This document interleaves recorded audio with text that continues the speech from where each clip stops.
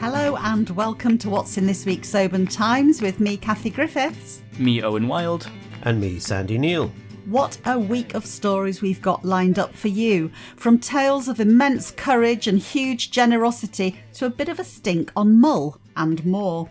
We love hearing from you about what matters to you, and it's great to see your photos, whether it's celebrations, milestones, fundraising goals, life achievements, bugbears too. You can get in touch with us by emailing editor@obantimes.co.uk, calling 01631 568 000, or go onto our social media platforms.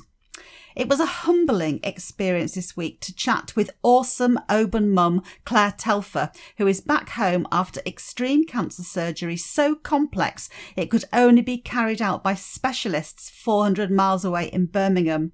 Claire's recovery from that major op amazed doctors who discharged her from hospital almost 2 weeks earlier than expected.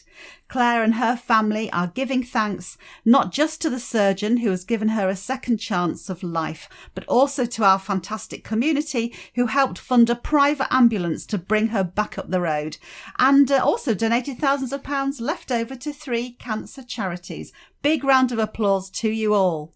I also bring news of roving royals, find out how Prince Edward fared when he tried his hand at stone skimming on Easdale, and I'm happy to broadcast Radio Nevis is on air in Oban at last, filling the gap left by Oban FM.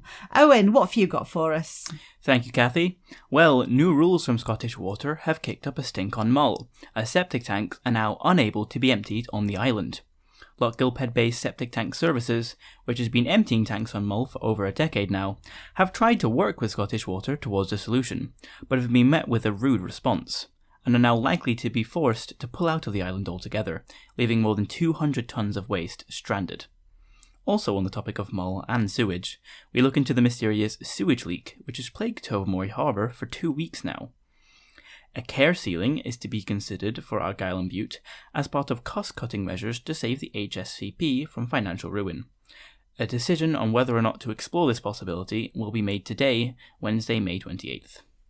And finally, campaigners from the Mull Campus Working Group have finally seen progress on their push for a rethink of the island's new school, after a Holyrood visit has borne fruit with a special meeting in the works. Thanks, Owen. Remember, you can go to westcoasttoday.co.uk for all our news, or pick up a printed copy of the OT in newsagents, supermarkets and petrol stations. Sandy, what stories do you have for us this week? Thank you very much, Kathy. Well, bus cuts have come round the block again in Barcaldine, and so has the uproar. Barcaldine residents are urging bus bosses to reverse a cut to their weekday 4:05 service into Oban. Over a dozen villagers told us about the impact this change has had on their lives and their hopes that there will be a U-turn. But will the bus operators find a reverse gear?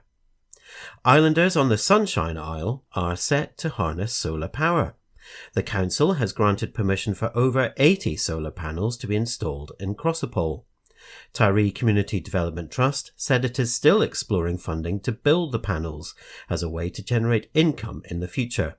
Thanks to the Gulf Stream, Tyree basks in more hours of annual sunlight than just about any other location in the British Isles. Sounds lovely. Meanwhile, Lismore Community Trust has lodged plans to build 2 energy-efficient houses in Achnacoich. The semi-detached homes, promised to have low running costs, should stay cool in summer and warm in winter and help address the area's housing shortage. Further north, on the Isle of Skye, the Scottish Government has given £450,000 for a project to renovate Borrowdale School to create much-needed affordable housing there. And finally, some of Scotland's leading chefs have thrown their weight behind a growing movement to promote hand-dyed scallops at a mouth-watering event by Loch Fyne.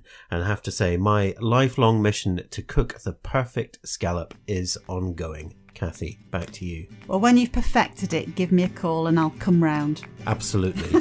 I'll show it off to everyone. In fact, I'll write about it in the paper as well, just to boast about that I've done it. There we go. Okay, thank you, Sandy. Well, that's it from us this week. Stay well, everyone.